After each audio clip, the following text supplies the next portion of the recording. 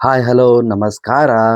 Welcome back to S P ಸುರಿಮ್ಲಾ studio YouTube ಚಾನಲ್ಗೆ ನಿಮಗೆಲ್ಲ ಸ್ವಾಗತ ಸುಸ್ವಾಗತ ಅಂತ ಹೇಳ್ತಾ ಹ್ಯಾಪಿ ವಾರ ಸೋಮವಾರ ಬನ್ನಿ ಎಲ್ಲರೂ ಸೇರಿ ಮಾಡೋಣ ವಿಶ್ವಕ್ಕೆ ನಮಸ್ಕಾರ ಅಂತ ಹೇಳ್ತಾ ಸ್ನೇಹಿತರೆ, ನಾವು ಮಾಡೋ ಪ್ರತಿಯೊಂದು ಕಾರ್ಯಕ್ರಮಗಳು ನಾವು ಶುರು ಮಾಡುವಾಗ ಮೊದಲು ನಮ್ಮ ಹೆತ್ತ ತಂದೆ ತಾಯಿಗೆ ಮತ್ತು ಭೂತಾಯಿಗೆ ನಾವು ನೆನೆಸಿ ವಿಶ್ವಕ್ಕೆ ನೆನೆಸಿ ನಾವು ಕೆಲಸವನ್ನು ಶುರು ಮಾಡಿದ್ರೆ ಅದರ ಕೆಲಸದಲ್ಲಿ ಎಲ್ಲವೂ ಪ್ರತಿಫಲ ಒಳ್ಳೆಯದಾಗಿ ಸಿಗುತ್ತೆ ಅಂತ ಹೇಳ್ತಾ ಸ್ನೇಹಿತರೆ, ಬನ್ನಿ ಇವತ್ತಿನ ವಿಡಿಯೋ ಶುರು ಮಾಡೋಣ ಸ್ನೇಹಿತರೆ. ಇವತ್ತು ಧ್ಯಾನದ ಜೊತೆ ನಿಮಗೆ ಇನ್ಕ್ರೆಡಿಬಲ್ ಹೆಲ್ತ್ ಸೀಕ್ರೆಟ್ ಅಂತ ನಾನು ನಿಮಗೆ ತಿಳಿಸ್ಕೊಡ್ತಾ ಇದ್ದೀನಿ ಸ್ನೇಹಿತರೆ. ಅದರಲ್ಲಿ ನೋಡಿ, ಪ್ರತಿನಿತ್ಯ ಧ್ಯಾನ ಆರೋಗ್ಯಕ್ಕೆ ಒಳ್ಳೆಯದು ಮತ್ತು ಇಡೀ ದಿನ ಸಂತೋಷ ಆನಂದದಿಂದ ಇರಬೇಕು ಅಂತಂದ್ರೆ ನಾವು ಪ್ರತಿನಿತ್ಯ ಧ್ಯಾನ ಮಾಡಬೇಕು. ಸೊ ನೋಡಿ ಸ್ನೇಹಿತರೆ, ನಾನು ಇವತ್ತು ತಗೊಂಡಿದ್ದೀನಿ ಕಡಲೆಕಾಳು. ಸೊ ಇದು ಕಡಲೆಕಾಳು, ಇದರಲ್ಲಿ ಸಿಗೋತಕ್ಕಂಥ ಅಂಶಗಳು ಮತ್ತು ನಮ್ಮ ದೇಹದಲ್ಲಿರುತ್ತ ಯಾವ ಅಂಗಾಂಗಕ್ಕೆ ಉಪಯುಕ್ತವಾಗುತ್ತೆ ಅಂತ ಹೇಳ್ಬಿಟ್ಟು ಮತ್ತು ಹೊಸ ಸೀಕ್ರೆಟ್ ಅಂತಲೇ ಹೊಸ ರೆಸಿಪಿ ಥರ ಅಂತಲೇ ನಾನು ನಿಮಗೆ ಇವತ್ತು ಮಾಹಿತಿಯನ್ನು ತಿಳಿಸ್ಕೊಡ್ತೀನಿ. ಸೊ ಇದು ನೋಡಿ ಮಡಿಕೆ ಕಾಳು. ಸೊ ಕಡಲೆಕಾಳು ಮತ್ತು ಮಡಿಕೆ ಕಾಳು ಬಗ್ಗೆ ನಾವು ಇವತ್ತಿನ ವಿಡಿಯೋದಲ್ಲಿ ನಾವು ತಿಳ್ಕೊಳ್ಳೋಣ. ಅದಕ್ಕಿಂತ ಮೊದಲು ಸ್ನೇಹಿತರೆ, ನಾವು ಧ್ಯಾನವನ್ನು ಮಾಡ್ಕೊಂಡು ಬರೋಣ ಬನ್ನಿ ಸ್ನೇಹಿತರೆ. ನಮಗೆ ಧ್ಯಾನ ಪ್ರತಿನಿತ್ಯ ಮಾಡೋದ್ರಿಂದ ಆರಾಮ ಮತ್ತು ನೆಮ್ಮದಿ ಮತ್ತು ಸಂತೋಷ. ಸೊ ಬನ್ನಿ ಸ್ನೇಹಿತರೆ, ಧ್ಯಾನವನ್ನು ಶುರು ಮಾಡೋಣ. ಸ್ನೇಹಿತರೆ, ಯಾರು ನೀವು ಹೊಸದಾಗಿ ಈ ವಿಡಿಯೋವನ್ನು ನೋಡ್ತಾ ಇದ್ರೆ ದಯವಿಟ್ಟು S P studio life studio YouTube channel subscribe ಮಾಡ್ಕೊಳ್ಳಿ. ಮತ್ತು ಧ್ಯಾನದ ಬಗ್ಗೆ ಎಲ್ಲ ಮಾಹಿತಿ ನಾನು ನಿಮಗೆ ತಿಳಿಸಿದ್ದೀನಿ. ಧ್ಯಾನ, ಪ್ರಾಣಾಯಾಮ, ಮುದ್ರಾಪಣೆ ಬಗ್ಗೆ ಎಲ್ಲವೂ ಕನ್ನಡದಲ್ಲಿ ನಾನು ಸ್ವಚ್ಛವಾಗಿ ತಿಳಿಸಿದ್ದೀನಿ. ವಿಡಿಯೋಗಳೆಲ್ಲ ನೋಡಿ ಮತ್ತು ಕಲ್ತ್ಕೊಳ್ಳಿ ಸ್ನೇಹಿತರೆ. ಬನ್ನಿ, ನಾವು ಧ್ಯಾನ ಮಾಡ್ಬೇಕಂತಂದ್ರೆ ಮೊದಲನೇದಾಗಿ ಸ್ನೇಹಿತರೆ, ನಾವು ನಿರ್ಮಲ ಪ್ರದೇಶವನ್ನು ನಾವು ಆಯ್ಕೆ ಮಾಡಬೇಕು. ಅಂದರೆ ನಮಗೆ ಯಾವುದು ಡಿಸ್ಟರ್ಬೆನ್ಸ್ ಇಲ್ದಿರೋ ಜಾಗವನ್ನು ನೋಡ್ಕೋಬೇಕು. ಮತ್ತು ನಾವು ಕುಳಿತುಕೊಂಡು ಧ್ಯಾನ ಮಾಡುವಾಗ ಯೋಗ ಮ್ಯಾಟ್ ಆಗಿರಲಿ, ಇಲ್ಲ ಒಂದು ಚಾಪೆ ಆಗಿರಲಿ, ವಸ್ತ್ರ ಆಗಿರಲಿ, ಅದನ್ನು ಹಾಕ್ಕೊಂಡು ನಾವು ಅದರ ಮೇಲೆ ಕುಳಿತುಕೊಂಡು ಧ್ಯಾನ ಮಾಡತಕ್ಕಂಥದ್ದು ಬಹಳ ಉತ್ತಮ ಸ್ನೇಹಿತರೆ. ಯಾಕಂತಂದರೆ ಅಲ್ಲಿರೋ ನೆಗೆಟಿವ್ ಮತ್ತು ಪಾಸಿಟಿವ್ ಎನರ್ಜಿಗಳಿರ್ತವೆ. ನಾವು ನೆಲದ ಮೇಲೆ ಡೈರೆಕ್ಟಾಗಿ ಕೂರೋದ್ರಿಂದ ನಮಗೆ ನೆಗೆಟಿವ್ ಎನರ್ಜಿ ಸಿಗುತ್ತೆ. ಅದರಿಂದ ನಮಗೆ ಪಾಸಿಟಿವ್ ಸಿಗ್ಬೇಕಂತಂದ್ರೆ ನಾವು ಚಾಪೆನೋ, ಯೋಗ ಮ್ಯಾಟೋ ಅಥವಾ ಬೆಡ್ಶೀಟನ್ನು ಹಾಕ್ಕೊಂಡು ಅದರ ಮೇಲೆ ಆರಾಮದಾಯಕ ಮಾಡ್ಕೊಂಡು ಕೂತ್ಕೊಂಡು ನಾವು ಧ್ಯಾನವನ್ನು ಮಾಡ್ಕೋಬೇಕು ಸ್ನೇಹಿತರೆ. ಸೊ ಅದಾಯ್ತು ಸ್ನೇಹಿತರೆ, ಅದಾದ ನಂತರ ನಾವು ಧ್ಯಾನವನ್ನು ಮಾಡಬೇಕಂತಂದ್ರೆ ನೋಡಿ, ಸೊಂಟವನ್ನು ನೇರವಾಗಿ ಇಟ್ಕೋಬೇಕು. ಸೊಂಟವನ್ನು ನೇರವಾಗಿ ಇಟ್ಕೊಂಡು ನಾವು ಆರಾಮದಾಯಕವಾಗಿ ಕುಳಿತುಕೊಂಡು ನಿಧಾನವಾಗಿ ಧ್ಯಾನವನ್ನು ಮತ್ತು ಓಂಕಾರ ಭ್ರಮೆಯನ್ನು ಮಾಡಬೇಕು ಸ್ನೇಹಿತರೆ. ನಾವು ಯಾವುದೇ ಕಾರಣಕ್ಕೂ ಧ್ಯಾನ ಮಾಡ್ಬೇಕಂತಂದ್ರೆ ಮೊದಲು ನಮ್ಮ ಮನಸ್ಸನ್ನ ನಾವು ಇಲ್ಲಿರಿಸಬೇಕು. ಜೊತೆಗೆ ನಮ್ಮ ಮನಸ್ಸನ್ನ ಹಗರ ಮಾಡ್ಕೋಬೇಕು ಸ್ನೇಹಿತರೆ. ಎಷ್ಟು ನಾವು ರಿಲ್ಯಾಕ್ಸ್ ಆಗಿ ಹಗರವಾಗಿ ಇಟ್ಕೊಳ್ತೀವೋ ನಮ್ಮ ಮನಸ್ಸನ್ನ, ಅಷ್ಟು ನಮಗೆ ಎನರ್ಜಿ ಧ್ಯಾನದಿಂದ, ಓಂಕಾರದಿಂದ, ಭ್ರಮರಿಯಿಂದ, ನಾವು ಮಾಡೋ ಪ್ರಾಣಾಯಾಮ, ಮುದ್ರಾ ಪ್ರಾಣಾಯಾಮಗಳಿಂದ ಸಿಗ್ತವೆ ಸ್ನೇಹಿತರೆ. ಅದರಿಂದ ನೀವು ಮೊದಲು ಮನಸ್ಸನ್ನು ಹಗರ ಮಾಡ್ಕೊಳ್ಳಿ. ಅದಾದ ನಂತರ ಧ್ಯಾನವನ್ನು ಶುರು ಮಾಡಿ ಸ್ನೇಹಿತರೆ. ಸೊ ಬನ್ನಿ, ಈಗ ನಾವು ಅದರ ಜೊತೆಗೆ ನಾವು ನೋಡಿ, ನಿಮಗೆ ಯಾವ ಥರ ಅನುಕೂಲ ಆಗುತ್ತೋ ನೀವು ಸುಖಾಸನದಲ್ಲಿ ಕೂತ್ಕೋಬೋದು. ನೀವು ಆರಾಮಾಗಿ ಯಾವುದು ನಿಮ್ಗೆ ಕಂಫರ್ಟ್ ಅನಿಸ್ತೋ ಆ ಥರ ನೀವು ಕುಳಿತುಕೊಳ್ಳಿ ಸ್ನೇಹಿತರೆ. ಮತ್ತು ಇದು ನೋಡಿ ಚಿನ್ನ ಮುದ್ರಾ, ನೀವು ಈ ಥರ ಆದರೂ ಕೂತ್ಕೋಬೋದು. ಇದು ಉತ್ಸಾಸನ ಮುದ್ರಾ, ನೀವು ಈ ಥರದಲ್ಲಿ ಆದರೂ ಕೂತ್ಕೋಬೋದು. ನಿಮಗೆ ಯಾವುದು ಕಂಫರ್ಟ್ ಅನಿಸುತ್ತೋ ಸ್ನೇಹಿತರೆ ಅದರಲ್ಲಿ ನೀವು ಆರಾಮದಾಯಕವಾಗಿ ಕುಳಿತುಕೊಳ್ಳಿ. ಸೊ ಬನ್ನಿ ಸ್ನೇಹಿತರೆ, ನಾವು ಈಗ ಓಂಕಾರವನ್ನು ಶುರು ಮಾಡೋಣ. ಓಂಕಾರವನ್ನು ಶುರು ಮಾಡಬೇಕಂತಂದರೆ ಈ ಥರ ನೀವು ಧ್ಯಾನದಲ್ಲಿ ಕುಳಿತುಕೊಂಡು ಸೊಂಟವನ್ನು ನೇರವಾಗಿ ಮಾಡಿ, ನಿಮಗೆ ಎಷ್ಟು ಅನಿಸುತ್ತೋ ಅಷ್ಟು ಸೆಕೆಂಡ್ಗಳು ನಿಧಾನವಾಗಿ ಉಸಿರನ್ನು ತಗೊಂಡು ನಿಧಾನವಾಗಿ ಓಂ ಅಂತ ಹೇಳ್ಬಿಟ್ಟು ಮಾಡಬೇಕು ಸ್ನೇಹಿತರೆ. ಬನ್ನೀಗ ಶುರು ಮಾಡೋಣ.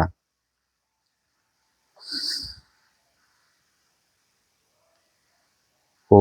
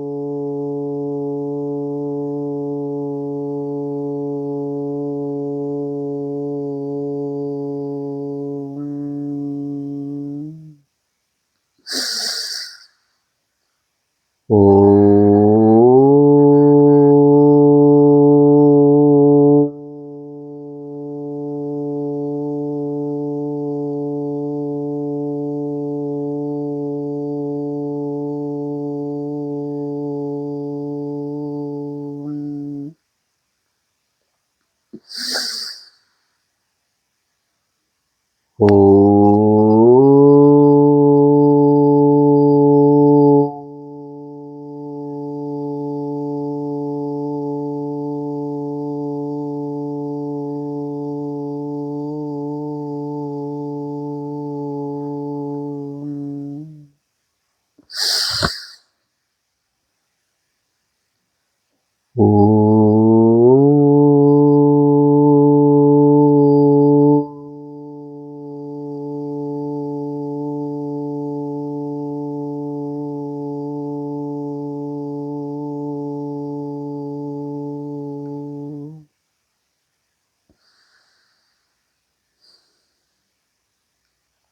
ಈಗ ಕೈಯನ್ನು ರಿಲೀಸ್ ಮಾಡಿ ಮತ್ತು ಎರಡು ಕೈಯನ್ನು ಉಜ್ಜಿಕೊಂಡು ನಿಮ್ಮ ಕಣ್ಣಿನ ರೆಪ್ಪೆಯ ಒರೆಸಿ ನಿಧಾನವಾಗಿ ಕಣ್ಣನ್ನು ತೆರೆಯಿರಿ ಸ್ನೇಹಿತರೆ.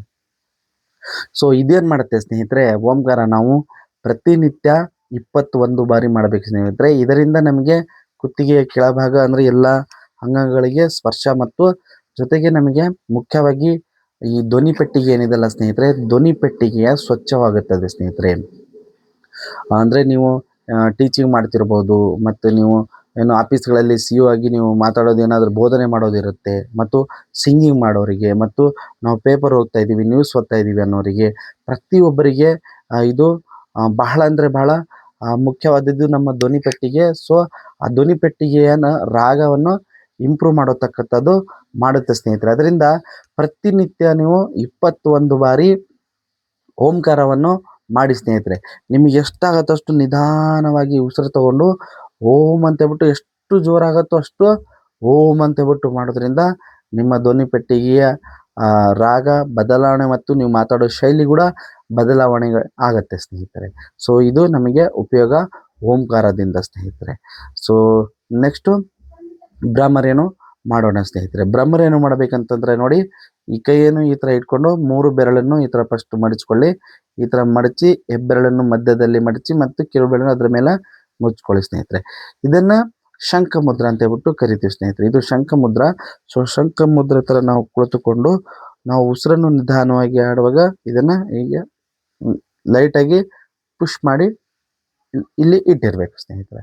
ಸೊ ಇದನ್ನು ಕೂಡ ನೀವು 21 ಬಾರಿ ಮಾಡಿ ಸ್ನೇಹಿತರೆ. ಮೊದಲನೇದಾಗಿ ಯಾರು ಹೊಸದಾಗಿ ಶುರು ಮಾಡ್ತೀರೋ 11 ಬಾರಿ ಮಾಡಿ. ಮಾಡ್ತಾ 2 3 ತಿಂಗಳ ಅದಾದ ನಂತರ ನೀವು 21 ಬಾರಿ ಮಾಡಿ ಸ್ನೇಹಿತರೆ. ನಿಮಗೆ ಎಷ್ಟು ಚೆನ್ನಾಗಿ ಅನುಕೂಲ ಅನಿಸುತ್ತೋ, ಎಷ್ಟು ಖುಷಿ ಅನಿಸುತ್ತೋ ಅಷ್ಟು ಬೇಗ ನೀವು 21 ಬಾರಿ ನೀವು ಆರಾಮಾಗಿ ಮಾಡ್ಕೋಬೋದು ಸ್ನೇಹಿತರೆ. ಸೊ ಈ ಥರ ಮಾಡಿಕೊಂಡು ನಾವು ಯಾವುದೇ ಕಾರಣಕ್ಕೂ ಎದೆ ಉಸಿರನ್ನಾಡಬಾರ್ದು, ಹೊಟ್ಟೆ ಉಸಿರನ್ನಾಡಿ ನಾವು ಭ್ರಮರಿಯನ್ನು ಮಾಡೋಣ ಬನ್ನಿ ಸ್ನೇಹಿತರೆ.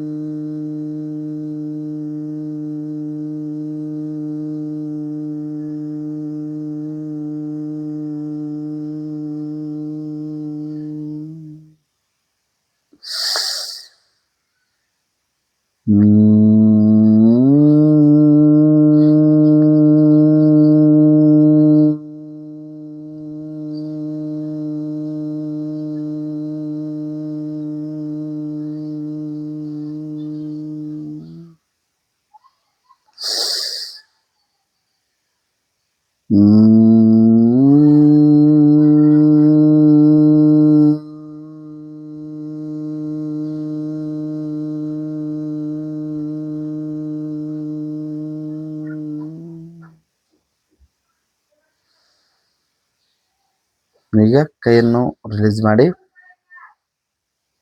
ಮತ್ತು ಕೈಯನ್ನು ಒರೆಸಿ ಕಣ್ಣುಗಳನ್ನು ಒರೆಸಿಕೊಂಡು ಅದಾದ ನಂತರ ಆರಾಮದಾಯಕವಾಗಿ ಕಣ್ಣನ್ನು ತೆರೆಯಿರಿ ಸ್ನೇಹಿತರೆ.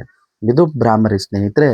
ಭ್ರಾಮರಿಯಿಂದ ಕುತ್ತಿಗೆಯ ಮೇಲ್ಭಾಗ ಅಂದರೆ ನಮ್ಮ ಮೆದುಳು, ಕಣ್ಣು, ಮೂಗು, ಬಾಯಿ, ಕಿವಿ ಇವುಗಳೆಲ್ಲನೂ ವೈಬ್ರೇಟ್ ಮಾಡಿಸುತ್ತೆ ಸ್ನೇಹಿತರೆ. ಅದರಿಂದ ಅವಕ್ಕೆ ಚಲನವಲನೆ ಆಗತಕ್ಕಂಥದ್ದು ಮತ್ತು ಅದನ್ನು ನಾವು ರೀಚಾರ್ಜ್ ಮಾಡೋ ಥರ ಆಗುತ್ತೆ. ಸೊ ಅದರಿಂದ ಏನಾಗುತ್ತೆ, ನಮ್ಮ ಮೆದುಳು ಚುರುಕುಗೊಳಿಸಿ ಮತ್ತು ಎಲ್ಲಕ್ಕೆ ಕಾರ್ಯವನ್ನು ನೀಡಿ ಅದಾದ ನಂತರ ನಮ್ಮ ನೆಗೆಟಿವ್ ಥಾಟ್ಸನ್ನು ಡಿಲೇಟ್ ಮಾಡತಕ್ಕಂಥದ್ದು ಈ ಭ್ರಾಮರಿ ಮಾಡುತ್ತೆ ಸ್ನೇಹಿತರೆ. ಅದರಿಂದ ಪ್ರತಿನಿತ್ಯ ನಿಮಗೆ ನೀವು 21 ಬಾರಿ ಭ್ರಾಮರಿಯನ್ನು ನೀವು ಆರಾಮದಾಯಕವಾಗಿ ಮಾಡ್ಕೊಳ್ಳಿ ಸ್ನೇಹಿತರೆ. ಮತ್ತು ಇದರ ಲಾಭಗಳು ನೀವು ಅನುಭವಿಸಿ ಅಂತ ಹೇಳ್ಬಿಟ್ಟು ಹೇಳ್ತಾ ಇದ್ದೀನಿ ಸ್ನೇಹಿತರೆ.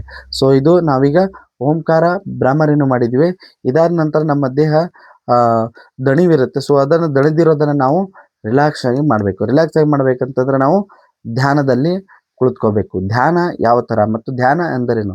ಧ್ಯಾನ ಅಂತಂದರೆ ಸ್ನೇಹಿತರೆ, ನಮ್ಮ ದೇಹ ಮತ್ತು ಮನಸ್ಸು ಒಂದುಗೂಡಿಸತಕ್ಕಂಥದ್ದು. ಪ್ರತಿನಿತ್ಯ ಧ್ಯಾನ ಮಿತಿಯಿಂದ ಮಾಡೋದ್ರಿಂದ ಆ ಇಡೀ ದಿನ ನಾವು ಆನಂದ ಸಂತೋಷದಿಂದ ಇರ್ಬೋದು ಸ್ನೇಹಿತರೆ, ಚುರುಕಾಗಿ ಇರ್ಬೋದು ಸ್ನೇಹಿತರೆ. ಸೊ ಅದರಿಂದ ಪ್ರತಿನಿತ್ಯ ಮಿತಿಯಾಗಿ ಧ್ಯಾನವನ್ನು ಮಾಡಿ ಆರೋಗ್ಯವಾಗಿರಿ ಮತ್ತು ಸಂತೋಷವಾಗಿರಿ ಅಂತ ಹೇಳ್ತಾ ಬನ್ನಿ ಸ್ನೇಹಿತರೆ, ಈಗ ನಾವು ರಿಲ್ಯಾಕ್ಸನ್ನು ಮಾಡೋಣ.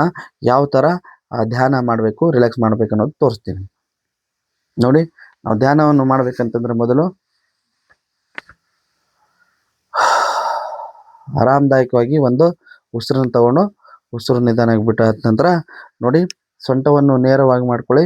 ನಿಮಗೆ ಯಾವ ಆಸನ ಬೇಕೋ ಆ ಥರದಲ್ಲಿ ಆರಾಮದಾಯಕವಾಗಿ ಕುಳಿತುಕೊಂಡು ನಾವು ಧ್ಯಾನವನ್ನು ಮಾಡಬೇಕು ಸ್ನೇಹಿತರೆ. ನೋಡಿ, ಈ ಸೊಂಟವನ್ನು ನೇರವಾಗಿ ಮಾಡ್ಕೊಳ್ಳೋಣ. ಈ ಥರ ಕುಳಿತುಕೊಂಡು ನಾವು ಈಗ ಕಣ್ಣು ಮುಚ್ಚಬೇಕು. ಕಣ್ಣು ಮುಚ್ಚಿ ಮತ್ತು ಸ್ನೇಹಿತರೆ, ಕಣ್ಣು ಮುಚ್ಚಿದ ತಕ್ಷಣ ನಮಗೆ ಸಾವಿರಾರು ಯೋಚನೆಗಳು ಕಣ್ಣು ಮುಂದೆ ಬರ್ತವೆ. ಅಂತಂದರೆ ನಮ್ಮ ಮನಸ್ಸು ಎಲ್ಲೆಲ್ಲೋ ಓಡ್ತಾ ಇರುತ್ತೆ ಸ್ನೇಹಿತರೆ. ನಾನು ಆ ಕೆಲಸ ಮಾಡಬೇಕಿತ್ತು, ಅದು ಮಾಡಿಲ್ಲ, ಇವತ್ತು ಅಲ್ಲಿ ಹೋಗಬೇಕು, ಇಲ್ಲಿ ಹೋಗ್ಬೇಕು, ಅದು ತಿನ್ನಬೇಕು, ಆ ಥರ ಏನೇನೋ ಕೆಲಸಗಳು ನಮ್ಮ ಕಣ್ಣು ಮುಂದೆ ಬರ್ತವೆ. ಸೊ ಅವುಗಳಿಗೆ ಯಾವುದೇ ಕಾರಣಕ್ಕೆ ನಾವು ಉತ್ತರವನ್ನು ನೀಡಬಾರದು. ಆರಾಮದಾಯಕವಾಗಿ ಕುಳಿತುಕೊಳ್ಳಿ ಸ್ನೇಹಿತರೆ ಮತ್ತು ನಿಮ್ಮ ಮನಸ್ಸನ್ನು ಮೊದಲು ಹಗರ ಮಾಡ್ಕೊಳ್ಳಿ ಸ್ನೇಹಿತರೆ.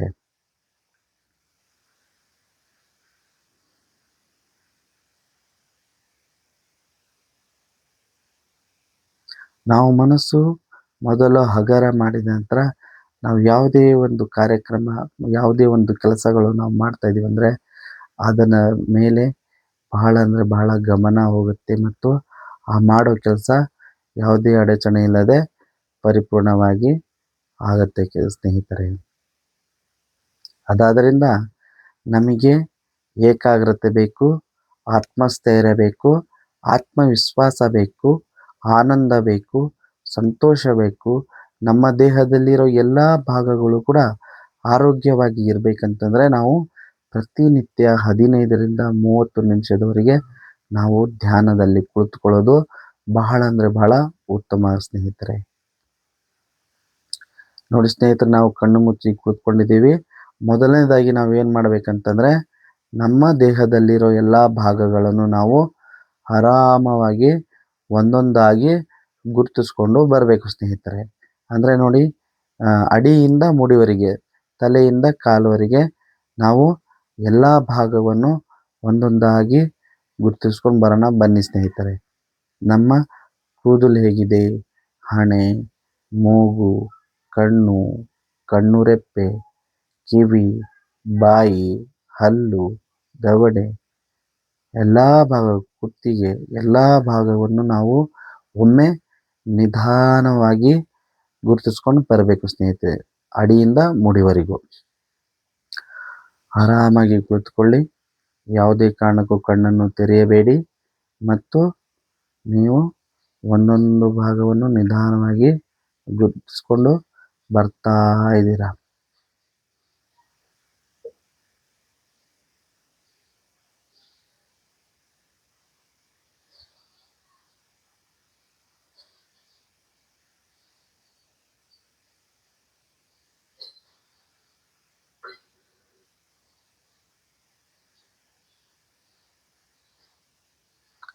ನಿಮ್ಮ ದೇಹದಲ್ಲಿರೋ ಎಲ್ಲ ಅಂಗಾಂಗಗಳ ಭಾಗವನ್ನು ನೀವು ಗುರುತಿಸ್ಕೊಂಡು ಬರುವಾಗ ನಿಮ್ಮ ಸೊಂಟ ಕೆಳಗಡೆ ಬಗ್ಗಿರುತ್ತೆ. ಸೊಂಟವನ್ನು ನೇರವಾಗಿ ಮಾಡ್ಕೊಳ್ಳಿ.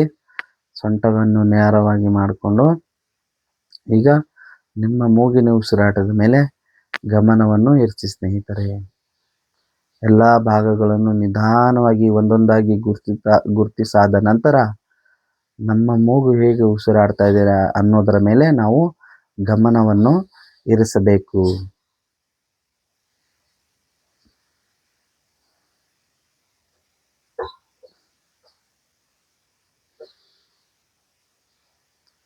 ಧ್ಯಾನ ಪ್ರತಿನಿತ್ಯ ನಮಗೆ ಇಡೀ ಜೀವನಕ್ಕೆ ಡಿಸಿಪ್ಲಿನ್ ಅನ್ನು ಕಲಿಸಿಕೊಡುತ್ತೆ ಸ್ನೇಹಿತರೆ.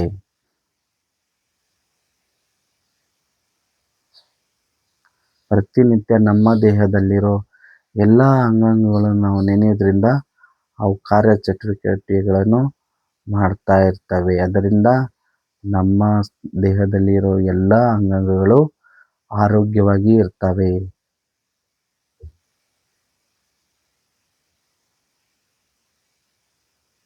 ರಿಲ್ಯಾಕ್ಸ್ ಆಗಿ ಕೂತ್ಕೊಳ್ಳಿ. ನಿಮ್ಮ ಮೂಗಿನ ಉಸಿರಾಟದ ಮೇಲೆ ಗಮನವನ್ನು ಇರಿಸ್ತಾ ಇದ್ದೀರಲ್ಲ, ನಿಮ್ಮ ಸಮಯ ಮುಗಿದಾದ ನಂತರ ನೀವು 10 ನಿಮಿಷ ಮಾಡ್ತಿರೋ, 20 ನಿಮಿಷ ಮಾಡ್ತಿರೋ, 30 ನಿಮಿಷ ಮಾಡ್ತಿರೋ, ಅದಾದ ನಂತರ ಕೈಯನ್ನು ರಿಲೀಸ್ ಮಾಡಿ 2 ಕೈಯನ್ನು ಉಜ್ಜಿಕೊಂಡು ಕಣ್ಣಿನ ರೆಪ್ಪೆಗಳನ್ನು ಒರೆಸಿ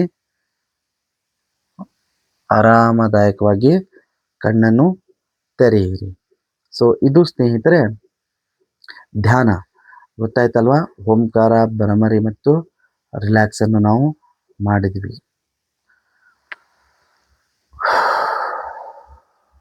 ಒಂದು ದೀರ್ಘಾದ ಉಸಿರು, ಅದಾದ ನಂತರ ಆರಾಮಾಗಿ ಉಸಿರು ತಗೊಂಡು ಮತ್ತು ಆರಾಮಾಗಿ ಉಸಿರನ್ನು ಬಿಡತಕ್ಕಂಥದ್ದು.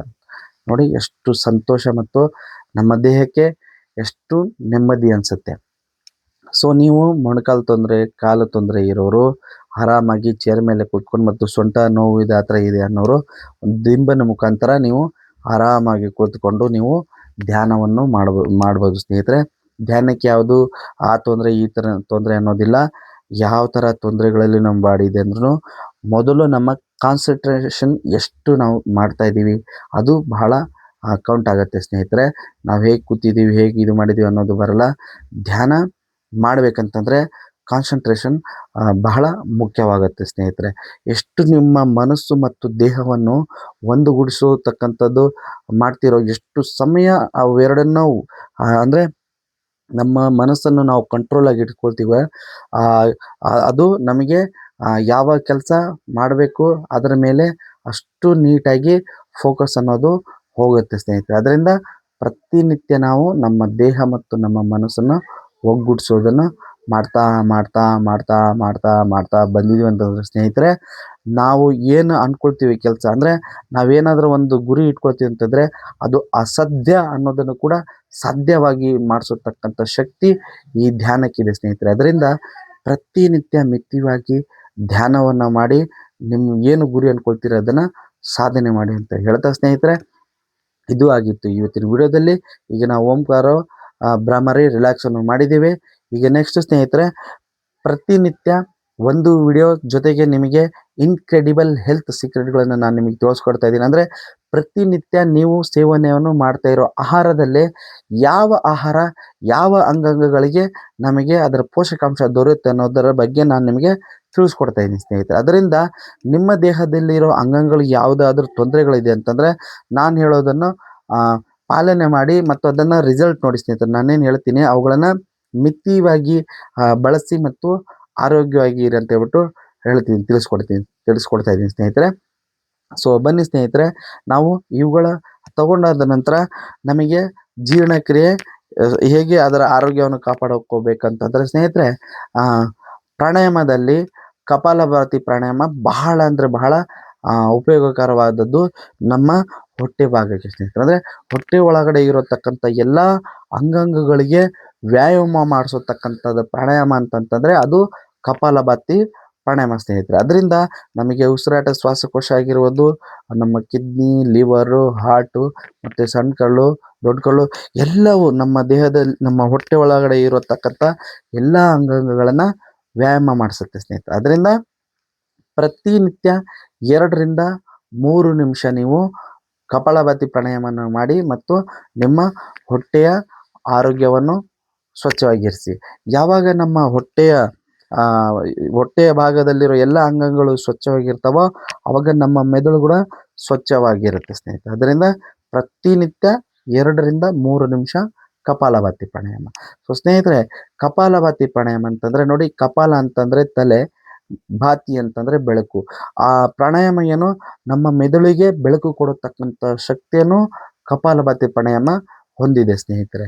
ಸೊ ಬನ್ನಿ ಅದನ್ನು ಹೇಗೆ ಮಾಡಬೇಕಂತ ನಿಮಗೆ ತೋರಿಸ್ಕೊಡ್ತೀನಿ.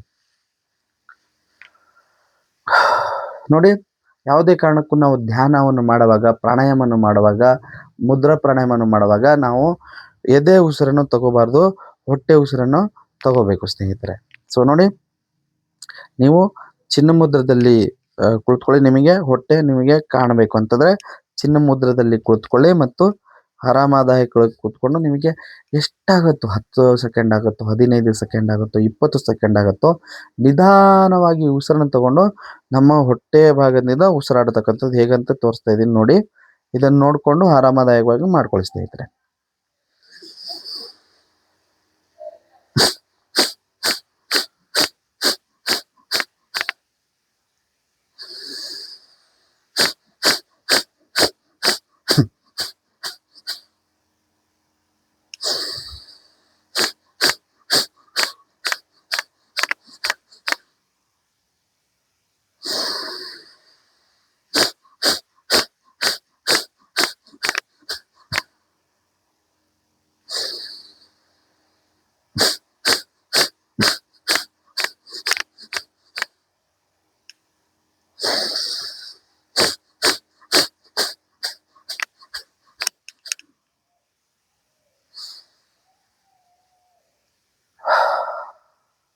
ಇದು ಸ್ನೇಹಿತರೆ. ಸೊ ನಿಮಗೆ ಎಷ್ಟಾಗುತ್ತೋ, ನೀವು ಸ್ಟಾರ್ಟಿಂಗ್ ಮಾಡೋರು ಎಷ್ಟಾಗುತ್ತೋ ಅಷ್ಟು ನಿಧಾನವಾಗಿ 10 ಸೆಕೆಂಡ್ ಆದರೆ 10 ಸೆಕೆಂಡ್ ಮಾಡಿ, 20 ಸೆಕೆಂಡ್ ಆದರೆ 20 ಸೆಕೆಂಡ್ ಮಾಡಿ, 30 ಸೆಕೆಂಡ್ ಆದರೆ 30 ಸೆಕೆಂಡನ್ನು ನಾವು ನಿಧಾನವಾಗಿ ಉಸಿರನ್ನು ತಗೊಂಡು ಹೊಟ್ಟೆ ಭಾಗದಿಂದ ಅದನ್ನು ಪಂಪ್ ಮಾಡೋತಕ್ಕಂಥದ್ದು. ಸೊ ಇದು ನಮ್ಮ ಹೊಟ್ಟೆ ಭಾಗ ಮಾತ್ರ ಉಸಿರು ತಗೊಂಡು ಅದನ್ನು ಲಬ್ ಡಬ್ ಅನ್ನೋದ್ರಿಂದ ನಮ್ಮ ಹೊಟ್ಟೆ ಒಳಗಡೆ ಇರೋ ಎಲ್ಲ ಅಂಗಾಂಗಗಳಿಗೆ ಅದು ಕೆಲಸವನ್ನು ಮಾಡಿಸುತ್ತೆ ಸ್ನೇಹಿತರೆ. ಅದರಿಂದ ಏನಾದರೂ ತೊಂದರೆಗಳಿದೆ ಅಂತಂದರೂ ನಿಧಾನವಾಗಿ ನಿವಾರಣೆ ಆಗೋತಕ್ಕಂಥದ್ದಾಗತ್ತೆ. ಇದನ್ನು ಈ ಕಪಾಲಭಾತಿ ಪ್ರಾಣಾಯಾಮನ ಗರ್ಭಧಾರಣೆ ಇರೋರು ಮತ್ತು ನೀವೇನೋ ಗುಳಿಗೆ ತಗೊಳ್ತಾ ಇದ್ದೀರಾ, ಮೆಡಿಕೇಶನ್ ತಗೊಳ್ತಾ ಇದ್ದೀನಿ ಅನ್ನೋರು ದಯವಿಟ್ಟು ಇದನ್ನು ನಿಮ್ಮ ಡಾಕ್ಟರ್ಗಳ ಸಲಹೆಯ ಮೇರೆಗೆ ಮಾಡ್ಕೊಳ್ಳಿ ಸ್ನೇಹಿತರೆ. ಇದು ಗರ್ಭಧಾರಣೆ ಮತ್ತು ಮೆಡಿಕೇಶನ್ ತಗೊಳ್ಳೋ ಮತ್ತು ಶ್ವಾಸಕೋಶ ತೊಂದರೆ ಇರೋರಿಗೆ ಇದು ಆರೋಗ್ಯ ಚೆನ್ನಾಗಿ ಆದ ನಂತರ ಮಾಡಿಕೊಂಡ್ರೆ ಒಳ್ಳೆಯದು ಸ್ನೇಹಿತರೆ. ಅದರಿಂದ ಪ್ರತಿಯೊಬ್ಬರು ಧ್ಯಾನವನ್ನು ಮಾಡಬೇಕು, ಓಂಕಾರವನ್ನು ಮಾಡಬೇಕು, ಮುದ್ರಾ ಪ್ರಾಣಾಯಾಮಗಳನ್ನು ಮಾಡಬೇಕು ಅಂತಂದರೆ ಎಲ್ಲವೂ ನಾವು ಜೀವನದಲ್ಲಿ ಒಳ್ಳೆಯ ರೀತಿಯಲ್ಲಿ ಅನುಭವಿಸ್ಬೇಕಂತಂದರೆ ಸ್ನೇಹಿತರೆ, ಮೊದಲು ನಮ್ಮ ಆರೋಗ್ಯವನ್ನು ಕಾಪಾಡ್ಕೋಬೇಕು. ನಮ್ಮ ದೇಹದಲ್ಲಿರೋ ಎಲ್ಲ ಅಂಗಾಂಗಗಳನ್ನು ನಾವು ಸ್ವಚ್ಛವಾಗಿ ಇಡಬೇಕು. ಅದು ಇಡಬೇಕಂತಂದರೆ ನೀವು ಈಗ ನಿಮಗೇನೋ ಕಾಯಿಲೆ ಮತ್ತೊಂದು ಏನೋ ಒಂದು ಬಂದಿದೆ, ಯಾವುದೋ ಒಂದು ಕಾರಣಗಳಿಂದ. ನಾನು ಅದಕ್ಕೆ ನಿಮಗೆ ಪ್ರತಿನಿತ್ಯ ನಿಮಗೆ ಹೇಳ್ತೀನಿ, ಸ್ಟೆಪ್ 1, ಸ್ಟೆಪ್ 2, ಸ್ಟೆಪ್ 3. ಸೊ ಇವುಗಳನ್ನು ನನ್ನ ವಿಡಿಯೋಗಳನ್ನು ನೋಡಿ ಅದರ ಬಗ್ಗೆ ತಿಳ್ಕೊಳ್ಳಿ.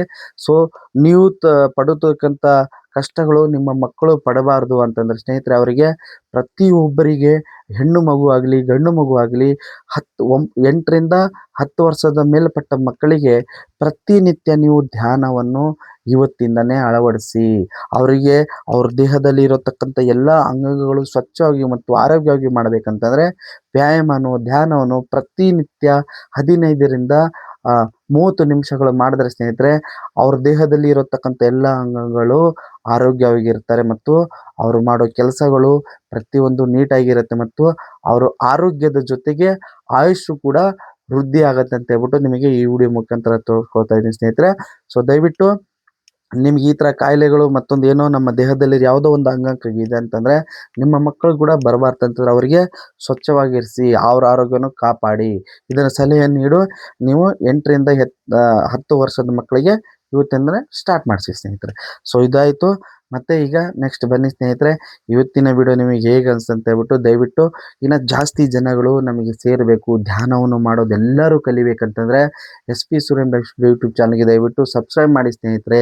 ಇದರಿಂದ ನಿಮಗೆ ಒಂದಲ್ಲ ಒಂದು ವಿಷಯ ಆದರೆ ನಿಮಗೆ ಬಹಳ ಉಪಯೋಗ ಆಗುತ್ತೆ. ಯಾಕೆ ನಾನು ಹೇಳ್ತಿದ್ದೆ ಅಂದರೆ ಸ್ನೇಹಿತರೆ, ನೀವೆಲ್ಲ ಈಗ ನೀವು ಮುನ್ನೆಚ್ಚರಿಕೆಯಿಂದ ನೀವು ಇವುಗಳನ್ನು ಮಾಡ್ಕೊಂಡಿಲ್ಲ ಅಂತಂದರೆ ರೋಗ ಕಾಯಿಲೆಗಳು ಬಂದಾದ ಮೇಲೆ ಮಾಡಿದ್ರೆ ಉಪಯೋಗ ಇಲ್ಲ ಸ್ನೇಹಿತರೆ. ಯಾಕಂತಂದರೆ ಅಲ್ಲಿವರೆಗೂ ನಿಮಗೆ ಅರ್ಧ ಆಯಸ್ಸು ಮುಗಿದೋಗಿರುತ್ತೆ. ಅದರಿಂದ ನಿಮ್ಮ ಆರೋಗ್ಯ ಚೆನ್ನಾಗಿ ಕಾಪಾಡ್ಕೋಬೇಕಂತಂದರೆ ನೀವು ಪ್ರತಿನಿತ್ಯ ನೀವು 15ರಿಂದ 30 ನಿಮಿಷದವರೆಗೆ ನೀವು ಧ್ಯಾನವನ್ನು ಮಾಡಲೇಬೇಕು ಸ್ನೇಹಿತರೆ. ಸೊ ಎಲ್ಲರೂ ಧ್ಯಾನ ಮಾಡೋದು. ನಾನು ಹೇಳೋದೇನು, ಏಕ್ ಭಾರತ್ ಸ್ವಚ್ಛ ಭಾರತ್ ಹೆಲ್ದಿ ಭಾರತ್ ಆಗಬೇಕಂತಂದರೆ ದಯವಿಟ್ಟು ಎಲ್ಲರೂ ಕೈಗೂಡಿಸಿ S P Surendra studio YouTube channel ಫ್ಯಾಮಿಲಿಗೆ ಜಾಯ್ನ್ ಆಗಿ ನೀವು ನಮ್ಮ ಫ್ಯಾಮಿಲಿ ಮೆಂಬರ್ ಆಗಿ ಆರೋಗ್ಯವಾಗಿ ಇರಿ ಅಂತ ಹೇಳ್ತಾ ಬನ್ನಿ ಇವತ್ತಿನ ವಿಷಯನ ಮಾತಾಡೋಣ ಸ್ನೇಹಿತರೆ. ಮೊದಲನಾಗಿ ನೋಡಿ ಸ್ನೇಹಿತರೆ, ನಾನು ಕಡಲೆಕಾಳು ನೀವು ಪ್ರತಿನಿತ್ಯ ನೀವು ಬಳಸ್ತಾ ಇರ್ತೀರಾ. ಸೊ ಅಂದರೆ ಯಾವ ಥರ ಬಳಸಬೇಕು, ಎಷ್ಟು ಮಿತಿಯಾಗಿ ಬಳಸಬೇಕು ಅನ್ನೋದ್ರ ಬಗ್ಗೆ ನಾನು ನಿಮಗೆ ಮಾಹಿತಿಯನ್ನು ತಿಳಿಸ್ಕೊಡ್ತೀನಿ ಸ್ನೇಹಿತರೆ. ಸೊ ಇದು ಕಡಲೆಕಾಳು ನೋಡಿ ಸ್ನೇಹಿತರೆ.